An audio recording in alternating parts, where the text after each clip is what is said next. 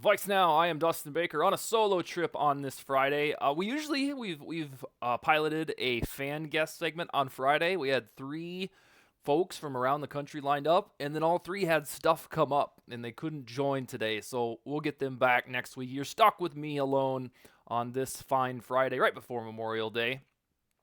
We are 107 days until the start of the Vikings regular season. And let's see here. Oh, an interesting fact. I tweeted this for you guys and gals on Twitter, or X as it's called now.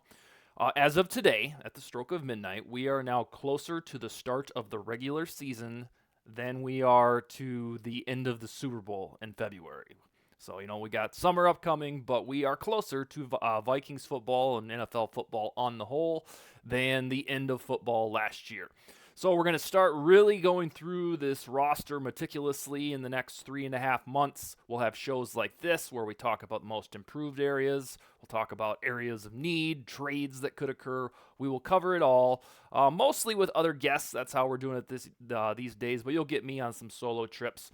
So what we are doing on this Friday, sans any guests, is going through areas of improvement on this roster, or in other words, the areas that have already been improved the most. We'll save the to-do list for another show that would probably include a WR3, a defensive tackle, and a left guard for those that don't like Blake Brandel. I do like Blake Brandel and think he'll be just fine as a left guard. And if he's not, I'm guessing they have a contingency plan that is not published by the Vikings yet. I digress. Let's jump into these three most improved spots of the Vikings roster. These are going to go in order so that when I get to number one, it's going to be the most improved spot on the roster. Now, this idea for the show was born from an ESPN article about a week and a half or 2 weeks ago. I think they were constructing an analysis about, it was either the NFC North or the NFL on the whole. And in ESPN, they got to the Vikings, and Kevin Seifert was asked the most improved area on the Vikings roster. And he said quarterback, QB. And I enjoy Kevin's reporting and analysis a lot. That one, though, I didn't understand. Because, at least as it stands right now on a depth chart, the Vikings downgraded at quarterback until we get a verdict on J.J. McCarthy. Now, perhaps ESPN was looking ahead, thinking McCarthy is going to be a lot better, or basically be a franchise quarterback better than Cousins. But when you stare at the roster right now, I don't think quarterback is an improvement. You had a steady Eddie and Cousins, and now you're banking on the big hope that, hey, Sam Darnold can either be rekindled his career with Kevin O'Connell, or this year, sometime J.J. McCarthy takes the baton. But you won't find quarterback on my list of most improved areas of the Vikings roster because we have to see it to believe it first. It's kind of like the last couple of years when we leave the Packers for dead and say, Rodgers is either diminishing or he is going to the Jets, and folks make playoff predictions without the Packers. This guy wasn't going to do that. I'm not going to rule out the damn Packers out of cynicism until I see an obituary. Lo and behold, I put them in the postseason last year in my predictions. Of course, they made it because they're the Packers. But enough positive talk about that godforsaken team. Let's get into the Vikings. The third most improved spot on the roster, whether you like to believe it, because some folks still consider this a weakness, is cornerback, CB. And here's why. I love the addition of Shaquille Griffin. I don't care about the conspiracy theories that it cost them a compensatory pick. I don't think that's the case at all. I think that's why the Vikings pulled the trigger on Shaq Griffin. And he, on the roster, makes it so the Vikings have a little bit of depth and a couple options. And he wasn't the only addition at cornerback. They drafted Kyrie Jackson, who is cocky as hell in a good way, claims he's going to be the best CB in the draft. That's exactly what you want to hear from a persona-driven cornerback, who has just dripping with machismo. Kyrie Jackson drips that. So he might be able to make a dent in his rookie season, kind of like Mekhi Blackmon last year. And then quietly on the UDFA wire, Dwight McGlothern was added. And the only knock I can find on that guy, based on why he wasn't drafted, is that he's too aggressive and gets penalties, which I'm sure if that happens in a game, we'll roll our eyes. But you have the addition of three CBs in Shaq Griffin, Kyrie Jackson, who both those guys should be relative locks for the 53-man roster. And then kind of a wild card in McLaughlin, who's another big cornerback. And we saw a couple of circumstances last year where the Vikings needed big cornerbacks against Cortland Sutton and T. Higgins in Cincinnati. I am not here to tell you that the cornerback room is dazzling and look at these guys are absolutely badass. No, I think they just have a lot of good, young, decent cornerbacks. And when it's about 6 or 7 guys deep like it is, you would think that 1 or 2 are bound to emerge into something, quasi Pro Bowl or at least, the notch below. We already know Byron Murphy is going to start. We think Mekhi Blackmon will get a starter's job because he had a wonderful rookie season that nobody seemed to care about. We've talked about that on the show. And then you have Andrew Booth, we shall see. Caleb Evans, some think he's on the roster bubble. And there's just a lot of good cornerbacks, decent cornerbacks that can be good. And I like where that room is at. There's a lot who, if they were going to do a show like this, they'd put it right on the roster weaknesses, all the cornerbacks, and good for them. But I think the addition of Griffin, Jackson, McLaughlin is a significant upgrade, especially per youth in Jackson and McLaughlin. So that is my third most improved spot of the roster. We know that out of there's 10 CBs on the roster right now. I'm going to guess 5 or 6 make the team. And out of that young group, you're probably going to have some guys that blossom and make it so that we're like, hey, these cornerbacks aren't half bad. I will continue to pound home that in 2023, the Vikings, even though their defense was quite good on the whole, I think it ended up 11th per DVOA. I know it ended up 11th in DVOA. The completion percentage allowed to opposing quarterbacks ranked 32nd in the NFL. That's dead last. So no matter what, if Flores wants to blitz all over the place, great. But you have to improve that stat because if quarterbacks are just going to drop back at will, like that Chargers game in week 3 where Keenan Allen got 100 and blah, blah, blah yards for doing the same route on every play, that needs to be fixed. And I think the improvements this offseason are there per youth. And I think it's a decent room at cornerback. All right, the next is really straightforward. You had cornerback at number 3. Number 2 for me is running back, and this is because of a single addition. The Vikings didn't hardly do anything at running back besides get Aaron Jones in free agency right there in the first, 48 hours of legal tampering. And this is the second most improved spot on the roster for me. I've given this little speech before on here because it shows that the Vikings know they need to fix the ground game. When Kevin O'Connell arrived in Minneapolis, we were going to an offense-first enterprise, which most fans were like, sweet, let's try this. Let's swing the pendulum after the Zimmer era. And you have a former quarterback in charge. I had a paranoia that, oh, God, hopefully the defense doesn't fall by the wayside. 2022, the defense fell by the wayside, although it wasn't great down the stretch of Zimmer's tenure. But the running game never getting cooking is bad. It's really not good. In 2022, Dalvin Cook saved a lot of the nastiness, the statistical-driven nastiness of the Vikings ground game because he had about 4 ginormous touchdowns, and that propped it up.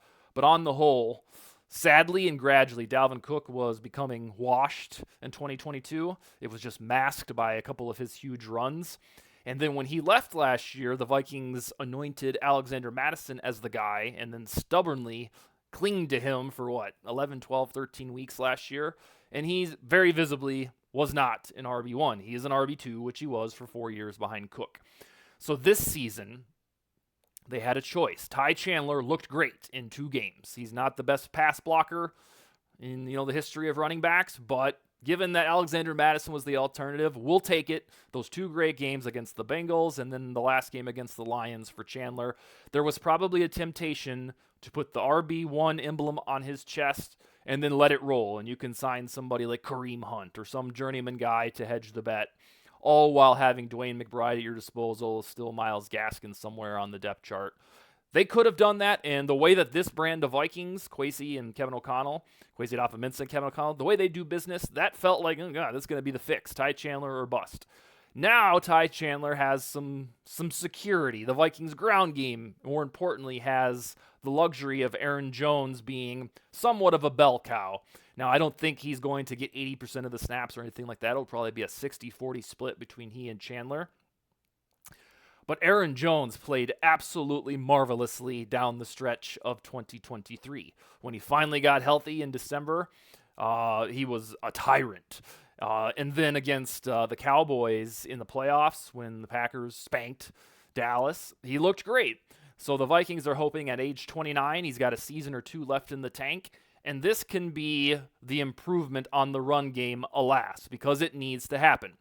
It really won't matter if Sam Darnold has this sweet reclamation Baker Mayfield story in 2023.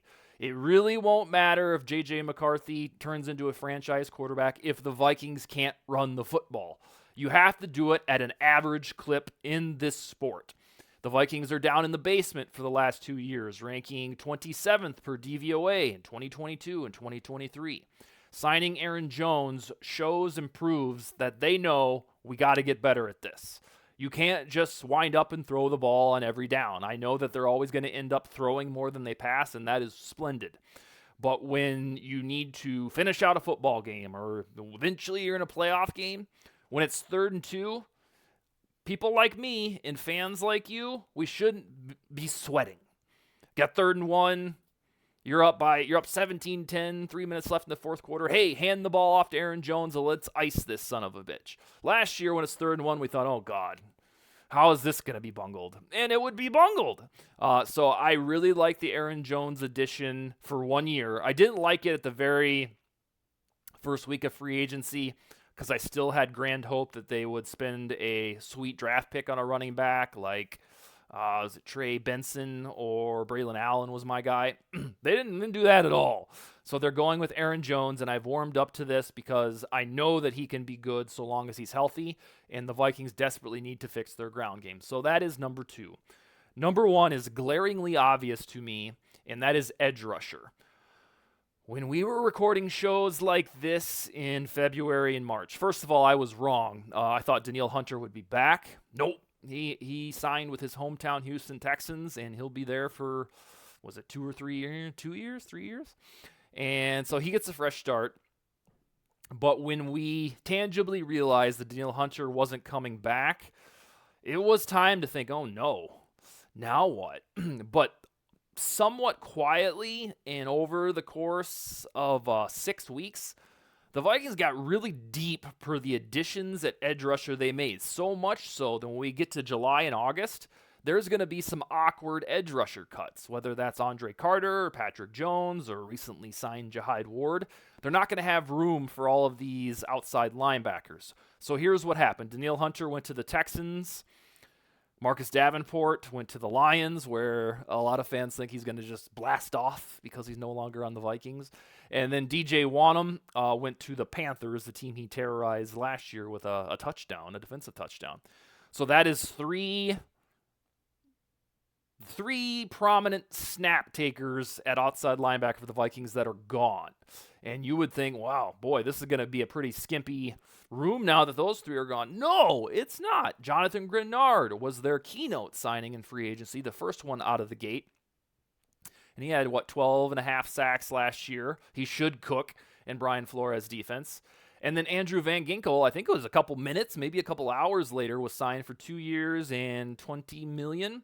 A steal of a deal for a guy that was that productive in Miami in a reunion with Brian Flores. And when that was it, I was like, all right, we got 2 for the price of 1. Danielle Hunter, relatively speaking, a little bit more payment the Vikings made. And I was like, all right, this can work. They'll get some depth in the draft, maybe sign. There's always edge rushers available in the summer. And we can cook here. But then they got really deep by drafting Dallas Turner, which felt like out of nowhere for a lot of us because we had been so fixated on, hey, are they going to trade for 3 first-rounders for Drake May or J.J. McCarthy? Nope. They traded some mid to late round picks for McCarthy, which opened up the draft piggy bank to spend a lot on Dallas Turner.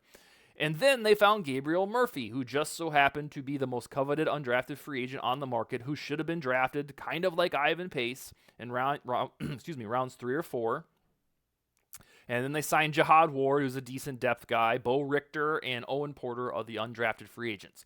So after they notably lost Danielle Hunter and DJ Wanham, and if you want to include Marcus Davenport, even though he only played like 3 games, the Vikings flipped that into Jonathan Grenard, Dallas Turner, Andrew Van Ginkel, Gabriel Murphy, Jihad Ward, Bo Richter, and Owen Porter. So I don't have any fears about the edge rushers this season. It's a deeper group than I can remember since the emergence of Danielle Hunter. I want to say we knew that Danielle Hunter would be pretty good in 2015. He didn't start, but I think he banked about 5, 6, 7 sacks in his rookie year. And then he started to turn the tide in 2016. It was the writing on the wall. Writing was on the wall that he'd take Brian Robinson's job.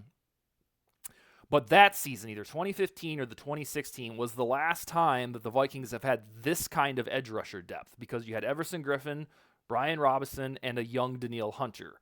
Now you have Jonathan Greenard, Andrew Van Ginkel, and a very young Dallas Turner, who has even higher upside, at least back then, than Danielle Hunter, because Hunter was a 3rd rounder and Turner is a 1st rounder. And then we'll see what comes of Gabriel Murphy. We're kind of spoiled that Ivan Pace was so good. We assume that Gabriel Murphy's got to be good too. But to me, the most improved spot on this depth chart, beyond the shadow of a doubt, it's a total layup, is edge rusher. I don't know how ESPN talked themselves into quarterback over edge rusher or quarterback at all, but edge rusher, because of Grenard, Turner, Van Ginkel, Jihad Ward, and Gabriel Murphy, to me is the most improved spot on the depth chart. And that's really sweet, because the 2 most important positions in football, up to left of my own devices, are quarterback foremost and edge rusher. So the most improved spots for me are cornerback, Shaq Griffin, Kyrie Jackson, and Dwight McGlothern in terms of the additions. Number 2 is running back, the only one that was added, Aaron Jones, and then all the guys I just listed at edge rusher. Those are the most improved spots. All right, guys and gals, we'll be back tomorrow night. We're trying to have a doubleheader with, a gentleman from the Viker podcast. I think that's how you say it, Viker. I don't think it's Viker podcast. And then our good friend, Sean Kenner. I'm working with him to get him on late night Saturday, and that would probably publish to your feeds on Sunday. That's all I got. Have a great weekend. Skol, baby.